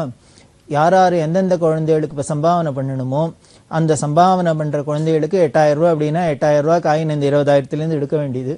பெரியவா சொன்னபடி தட்டில் வச்சு அந்த குழந்தைகள் மடியில் கொட்ட வேண்டியது. பெரியவா அதில் என்ன பண்ணினா, இப்படி காயினை கொட்டி அவளுக்கு சம்பாவனை பண்ணுறது. இந்த குல்பர்காவில் இருக்கிற ஊர் பிரமுகாலாம் முக்கிய மனுஷாலாம் போய் கூப்பிட்டு வரணும், அவள்லாம் பார்க்கணும்.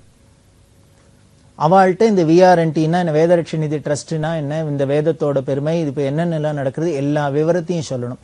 எல்லா விவரத்தையும் சொல்லி அவளை அழிச்சுன்னு இந்த முக்கிய பிரமுகால எதிர்க்கெல்லாம் இது மாதிரி சம்பாவனை பண்ணணும் அப்படின்னு பெரியவா ஆசைப்பட அப்படிதான் ஏற்பாடாகி நடந்தது. இவ என்ன பண்ணுவான்னா, இருக்கிறதோ 20,000 காயின் தான், எல்லா குழந்தைகளுக்கும் எப்படி சம்பாவனை பண்ண முடியும்? அதனால என்ன பண்ணுறது, முதல்ல சம்பாவனை பண்ணுற குழந்தைகிட்ட மடியில் கொட்டிட வேண்டியது. அப்புறம் அந்த பையன் வாங்கிட்டோன்னே ஏந்தினு இந்துன்னு வருவா இல்லையா, உடனே அந்த காயின்லாம் வாங்கிட்டு உடனே அதுக்கு இவளுக்கு செக்கை கொடுத்துட வேண்டியது. இப்படி ரொட்டேஷனில் அதை சர்க்குலேட் பண்ணி பெரியவா எதிர்க்க எல்லா குழந்தைகளுக்கும் மடியில் சம்பாவனையை கொட்டி கொட்டி கொட்டி சம்பாவனை பண்ணி இந்த அக்ஷய திருதியை பூர்த்தியாச்சு. பெரியவா பக்தரில் பரமபக்தர் பிரதோஷ மங்கட்ராமின்னு சொல்லக்கூடிய பிரதோஷ மாமா. இந்த பிரதோஷ மாமா என்ன பண்ணினா, அவரோட தம்பி முறை வேணும், கடம் வித்வான் விநாயகராம், டிஹெச் விநாயகராம் அப்படின்னு பெரிய கடம் வித்வான். அவருக்கு சங்கீத நாடக அகாடமி அவார்டு கிடச்சிது. அந்த அவார்டு கிடைச்சோன்னு பிரதோஷ மாமாட்ட சொன்னார். மாமா சொன்னா, இதை உடனே பெரியவாள்கிட்ட போய் சொல்லு, பெரியவா சந்தோஷப்படுவா, பெரியவா பக்தா, அது குடும்பமே எல்லாருமே பெரியவா பக்தா, பெரியவாள்கிட்ட போய் சொல்லு அப்படின்னு. பெரியவாள்கிட்ட போய் சொன்னா, பெரியவா கேட்டா, இது அவார்டா விருதா அப்படின்னு கேட்டா. இது அவார்டா விருதான்னு கேட்டா விநாயகராமுக்கு புரியல. என்ன அவார்டுக்கும் விருதுக்கும் என்ன வித்தியாசம் அப்படின்னா, அப்புறம் கூட கைங்கரியம் சொன்னார், அவார்டுனாக்க கேஷ் அவார்டு இப்படி எல்லாம் சொல்றாளோ இல்லை, இது மாதிரி ஏதானும் பண முடிப்பு கொடுக்கறது, இது மாதிரிலாம் பண்ணுவா. விருது அப்படின்னா பட்டம் மாதிரி ஏதானும் கொடுக்கறது, சங்கீத கலாநிதி அது இதுன்னு பட்டம் கொடுத்து கேடயம் கொடுக்கறது, ஷீல்டு கொடுக்கறது, அது மாதிரி. அதுதான் கேட்குறா, இது அவார்டா விருதான்னு கேட்குறா அப்படின்னு. இவர் சொன்னார் அவார்டு தான் அப்படின்னு. அது கேஷ் அவார்டா வேற எப்படின்னா கேஷ் அவார்டு அப்படின்னு. உடனே பெரியவா கேட்டால், வருஷா வருஷம் இது கொடுப்பாளா கேடு அப்படின்னா. இன்னும் சங்கீத நாடக அகாடமி சாகித்ய நாடக அகாடமி எல்லாம் வருஷா வருஷம் ஒருத்தருக்கே கொடுப்பாளான்னு அவார்டு, ஆயுசில் ஏதோ ஒரு தரம் தான் கிடைக்கும். பெரியவா கேட்குறா, வருஷா வருஷம் கொடுப்பாளா கேடு அப்படின்னு. இது எதுக்கு கேட்டா அப்படின்னர், இது பெரியவா வார்த்தையெல்லாம் வீண் போகுமோ? விநாயகராம் சொல்லுவார், இப்படி பெரியவா அன்னைக்கு கேட்டது தான், வருஷா வருஷம் கொடுப்பாளா கிடைக்குமான்னு கேளு அப்படின்னா, இன்னி வரைக்கும் என்ன ஆயிடுத்துனர், ஒவ்வொரு இடத்துலேருந்து வருஷா வருஷம் ஏதான அவார்டு வந்துட்டே இருக்கு. ஆச்சரியம் என்ன அப்படின்னா, கடம் அப்படிங்கிறது இந்த சங்கீதத்துல பக்கவாத்தியம் உபபக்கவாத்தியம் அப்படின்பா. பக்கவாத்தியம் அப்படின்னா வயலின் மிருதங்கம் இது மாதிரி இருக்கிறது பக்கவாத்தியம். அதுக்கப்புறம் கடம் கஞ்சிரா மோர்சிங் அப்படிங்கெல்லாம் உபபக்கவாத்தியம் அப்படின்பா.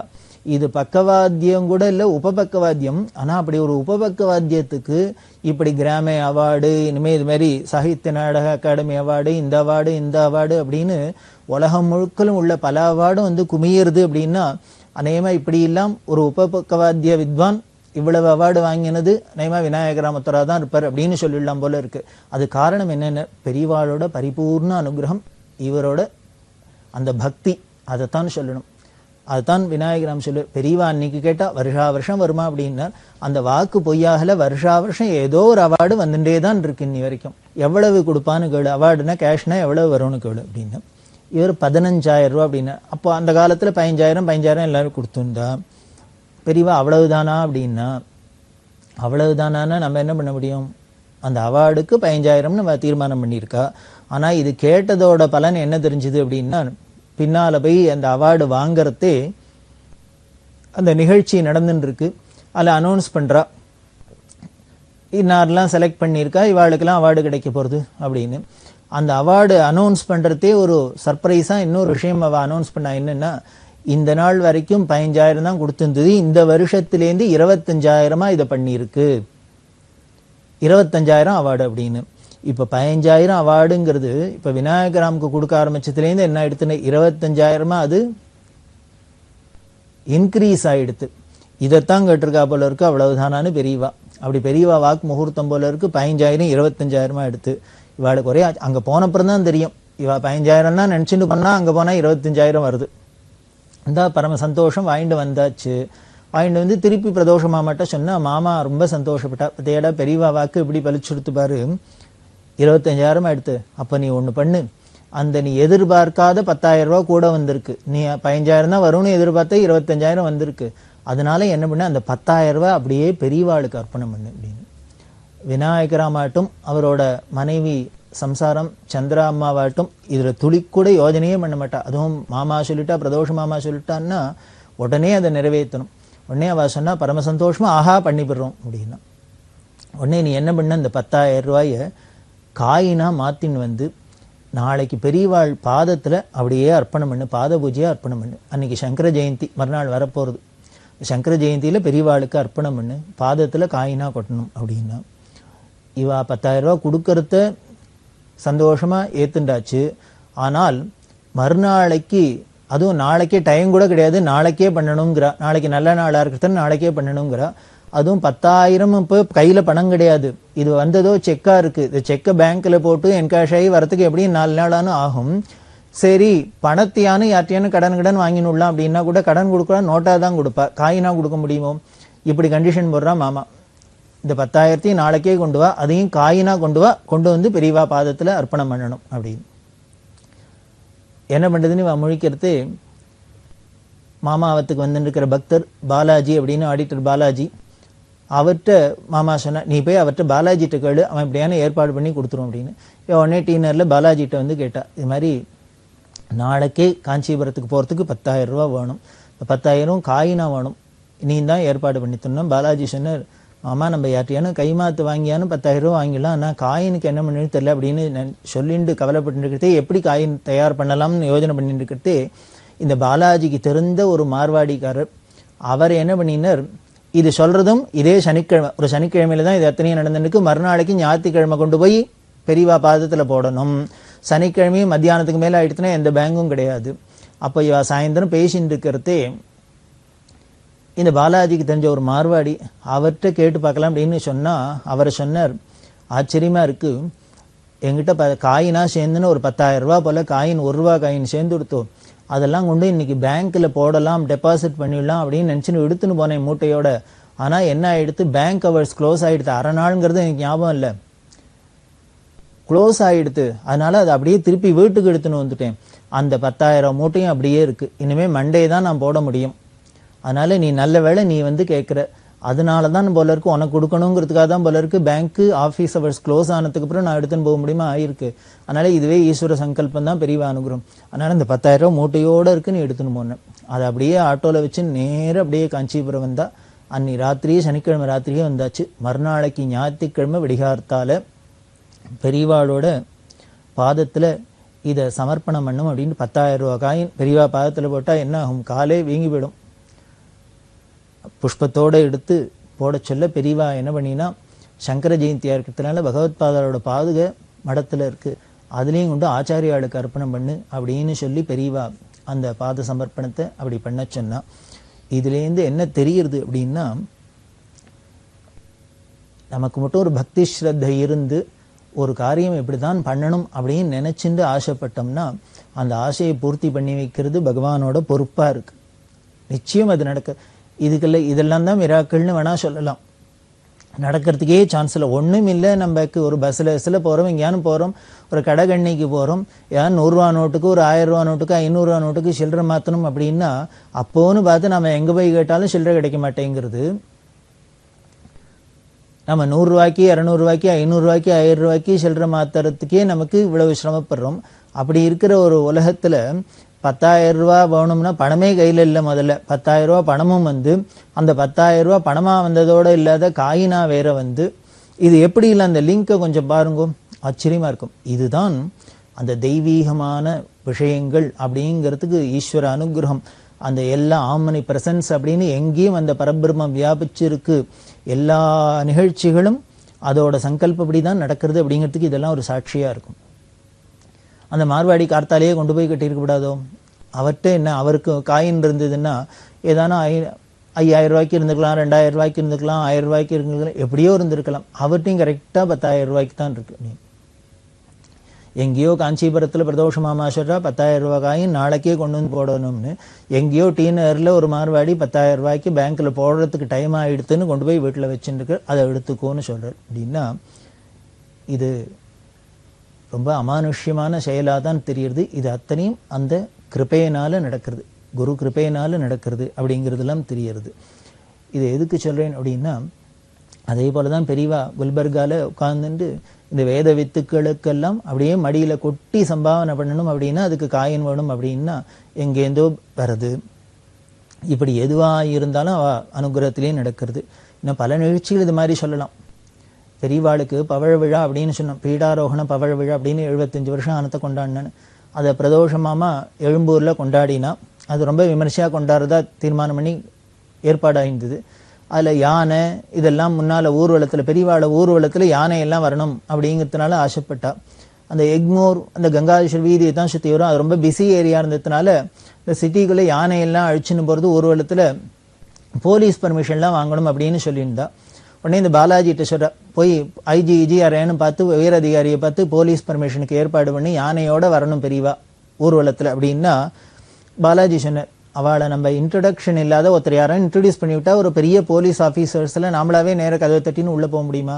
அவளை எப்படி யாரும் இன்ட்ரடியூஸ் பண்ணி விடுவா, எப்படி நம்ம போய் அப்ரோச் பண்ணுறது அப்படின்னு யோஜனை பண்ணிகிட்டே இருக்கிறதே வாசலில் யாரோ ஒருத்தர் வந்து வேதபுரிசாஷ்டின்னு அவர் உட்கார்ந்துன்னு இருக்கார். அவர்கிட்ட கேட்குறேன், இங்கே ஏதோ பெரியவாளுக்கு விழாலாம் நடக்க போகிறதாமே, அந்த நோட்டீஸ் இருந்தால் கொடுங்கோ அப்படின்னு. உள்ளுக்குள்ளே உட்கார்ந்த இதை காதில் வாங்கின மாமா சொல்றா, நோட்டீஸ்னு சொல்ல சொல்லாத பத்திரிகைன்னு சொல்ல சொல்லு. அதாவது பெரியவாளுக்கு பண்ணுறதுன்னா ஈஸ்வரனுக்கு பண்ணுறது, கல்யாணத்தை கல்யாண பத்திரிகை கல்யாண நோட்டீஸ் இந்த வார்த்தையிலே அழகு இருக்கும் இல்லையோ, அது மாதிரி மாமா அங்கேருந்து கரெக்ட் பண்ணுறா. பெரியவாளோட உற்சவம், அதனால பத்திரிகைன்னு சொல்ல சொல்லு அப்படின்னு. பத்திரிகை அப்படின்னு சொன்னால் அவர் பத்திரிகை கொடுங்கன்னு வாங்கினார். யாருக்கு கேட்குறா பார்த்தா போலீஸ் ஐஜி அவர் வாசலில் நிற்கிறார். அவரே வாசலில் நிற்கிறார். இதை பார்த்தோன்னே பாலாஜி, மாமா இவரை தான் பார்க்கணும்னு வச்சுருந்தோம், இவர் தான் ஐஜி நிற்கிறார் அப்படின்னு. இதை பார்த்தோன்னே எல்லாருக்கும் ஆச்சரியமாயிடுது. இப்படி யானைக்கு ஊர்வலத்தில் யானை வரணும் பெரியவாளுக்கு அப்படின்னா அதுக்கு போய் போலீஸ் கமிஷனர் அவள் ஆஃபீஸில் போய் அவளை உயர் அதிகாரியை பார்க்கணும் அப்படின்னு சொல்லிட்டு இருக்கிறதே, எப்படி போய் அவளை பார்க்கறது அப்ரோச் பண்ணுறதுன்னு சொல்லிகிட்டே இருக்கிறதே அவள் வீட்டு வாசலில் நிற்கிறா. அப்படின்னா எங்கேயான நடக்குமா, யாருக்கானும் நடக்குமா? பெரியவாளுக்கு தான் நடக்கும், பெரியவா பக்தாளுக்கு தான் இப்படி எல்லாம் நடக்கும். அப்படி ஒரு பக்தி நமக்கு வரணும். அது மாதிரி பக்தி வந்துடுத்துனா நாமளும் எதை நினைச்சாலும், தார்மீகமாக எதை நினைச்சாலும் எது நல்லதா இருந்தாலும் அது உடனேயே தட்சணம் குதிக்கிறது. காமதேனு கல்பக விருட்சம் அப்படின்லாம் நாம குருவை சொல்றோம்.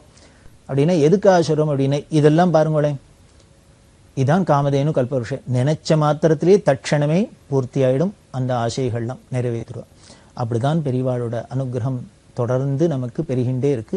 நாமும் தொடர்ந்து அதை பார்க்கலாம். பெரியவா சரணம். இந்நிகழ்ச்சியின் அடுத்த பகுதி நாளை மாலை இதே நேரத்தில் ஒளிபரப்பாகும். பெரியவா சரணம். பெரியவா சரணம். அடுத்த நிகழ்ச்சி திருவாசக இன்னிசை.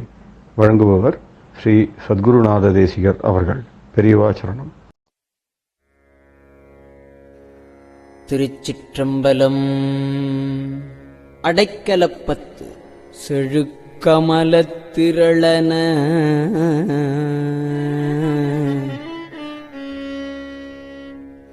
நின்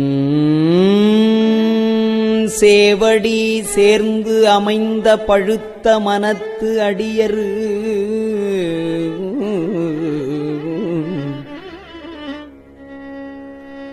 செழுக்கமலத்திரளனின் சேவடி சேர்ந்து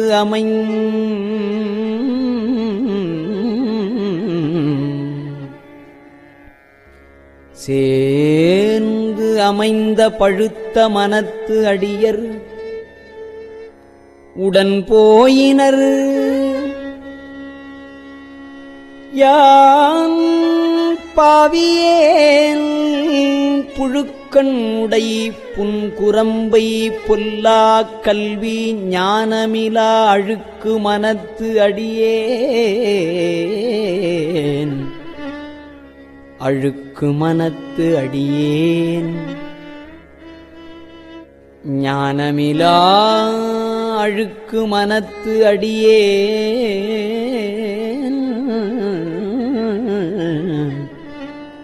உடையாய் உன் அடைக்கலமே.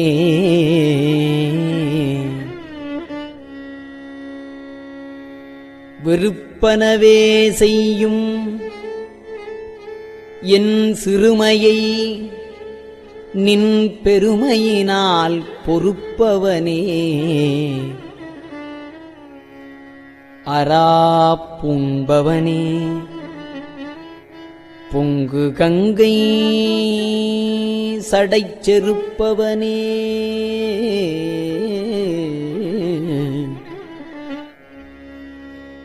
நின் திருவருளால் என் பிறவியை வேறறுப்பவனே.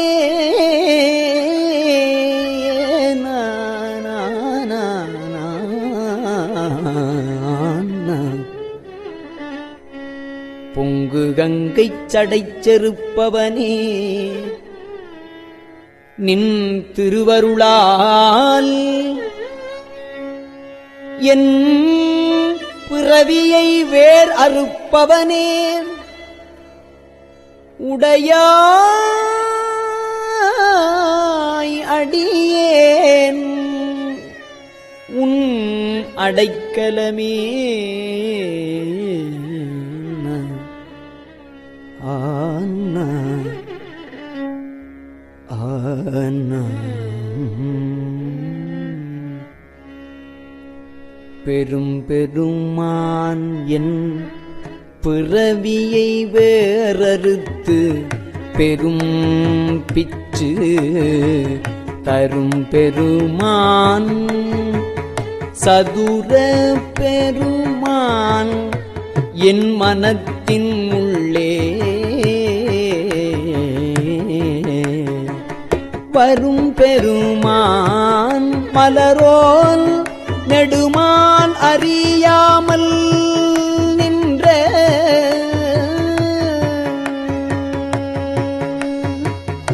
அரும் பெருமான் உடையாய் அடியேன் உன் அடைக்கலமே. அடியேன் உன் அடைக்கலமே.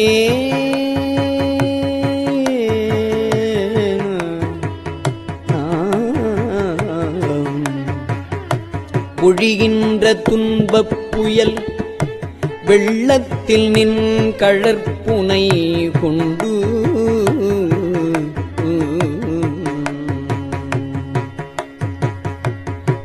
எரிகின்ற அன்பர்கள் ஏறினர் வான் யான் இடர்கடல்வாய்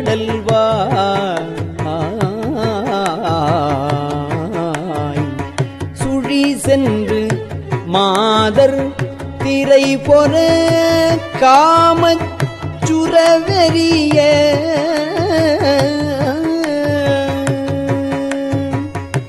அழிகின்றனன் உடையாய் அடியேன் உன் அடைக்கலமே.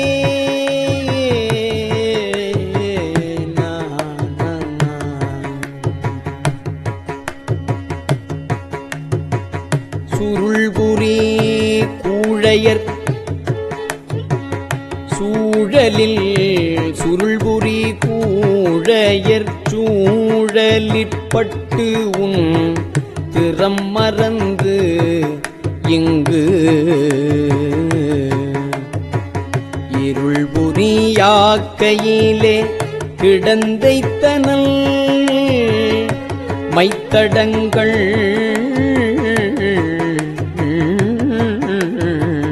பெருள் புரிமான் அன்ன நோக்கிதன் பங்க விண்ணோர் பெருமான்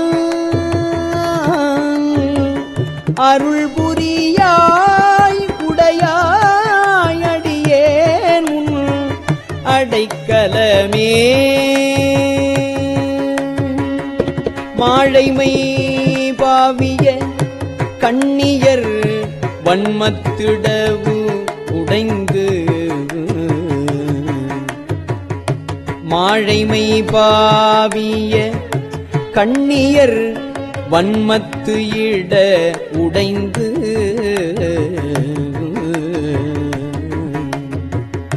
தாழியை பாவு தயிர் போல் தளர்ந்தேன்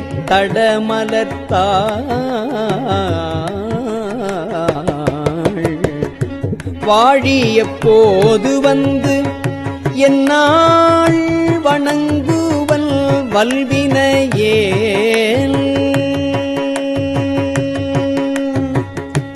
ஆழியப்பா உடையாய் அடியேன் உன் அடைக்கலமே. மின்கணினார் உடங்கும் இடையர் வெகுளி வலையில் அகப்பட்டு புங்கணனாய் புரள்வேனை புரளாமல் புகுந்தருளி எண்கணிலே அமுதூரி தித்தித்து எல் பிழைக்கு இறங்கும் அங்கணனே உடையாயடியேன் உன் அடைக்கலமே. மாவடு வகிரல்ன கண்ணி பங்கானில் மலரடிக்கே பூவிடுவாய் மாவடு வகிரல்ன கண்ணி பங்கா நின்மலரடிக்கே பூவிடுவாய் கும்பிக்கே இடுவாய் நின் குறிப்பு அறியே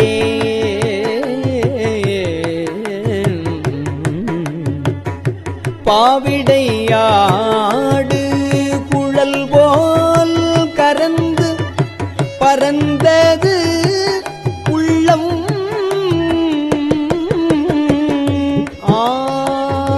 கெடுவேன் உடையாய் அடியேன் உன் அடைக்கலமே அடைக்கலமே அடைக்கலமே.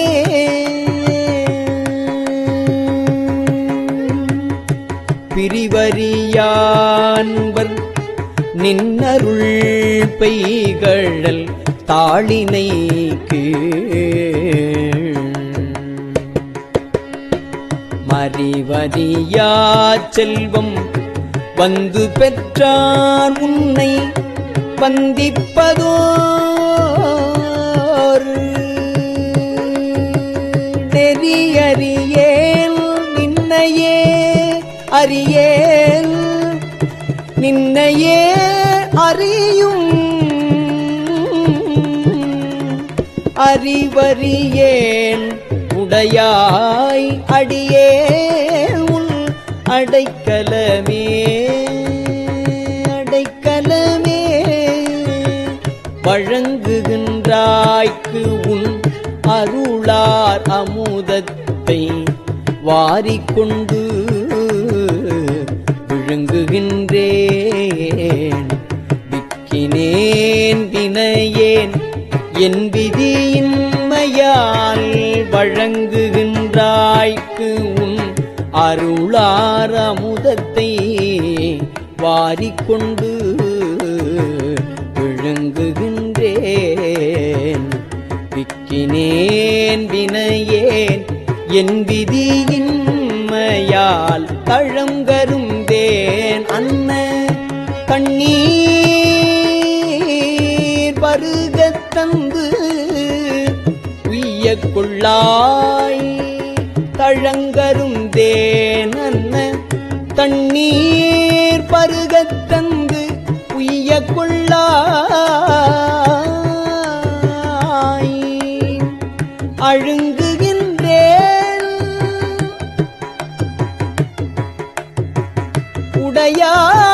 உடையாய் அடியேன் அழுங்குகின்றேன் உடையாய் அடியேன் உன்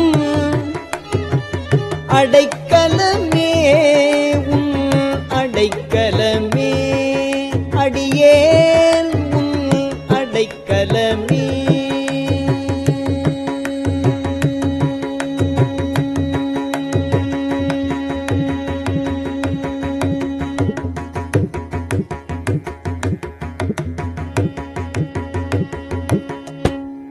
திருச்சிற்றம்பலம். பெரியவா சரணம். இந்நிகழ்ச்சியின் அடுத்த பகுதி நாளை மாலை இதே நேரத்தில் ஒளிபரப்பாகும். பெரியவா சரணம். பெரியவா சரணம். பெரியவா வானொலியின் இன்றைய நிகழ்ச்சிகளின் நிறைவாக திருப்பொன்னூசல் வழங்குபவர் சத்குருநாத தேசிகர் அவர்கள். பெரியவா சரணம். திருச்சிற்றம்பலம். திருப்பொன்னூசல்.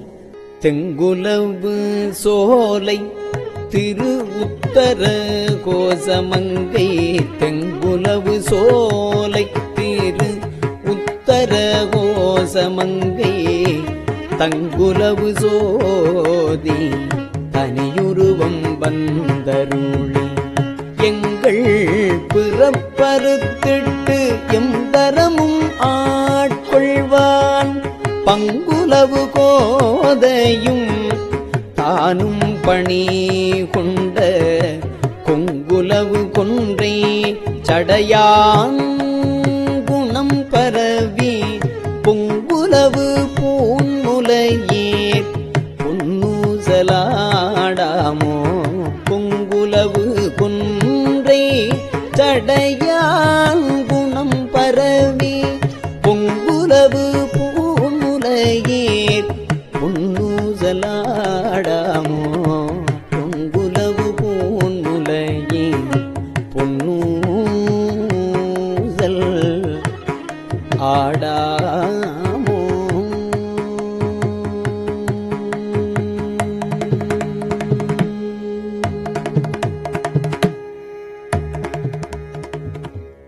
திருச்சிற்றம்பலம். கஞ்சிவய காமாட்சி தன் குழந்தாய் சங்கரரே கஞ்சிவய காமாட்சி தன் குழந்தாய் சங்கரரே குரு சந்திரசேகரரே உறங்கினு வீட்டாயே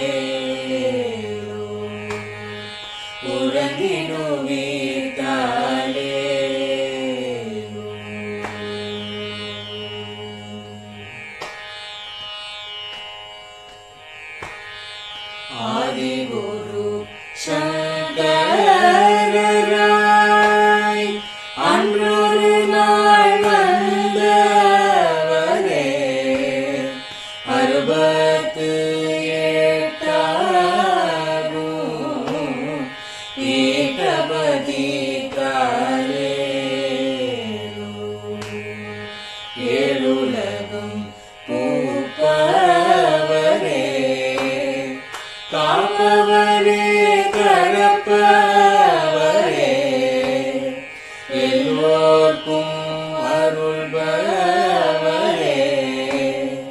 உறங்கிடுவீர்காலே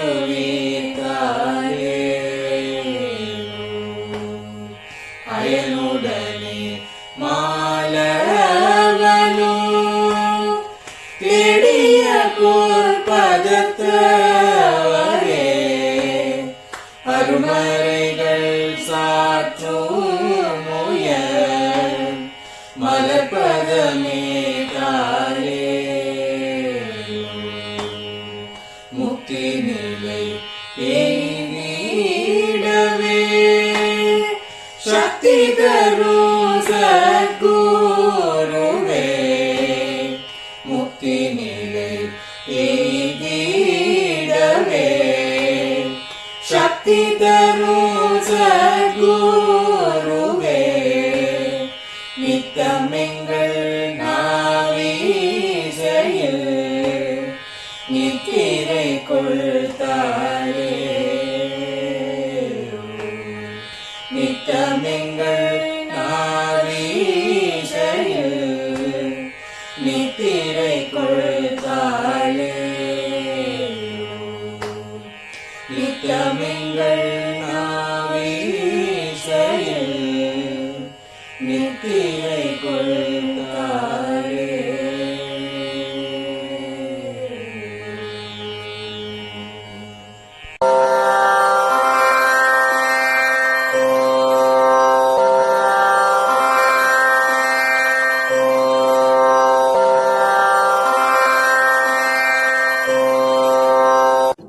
பெரியவா சரணம்.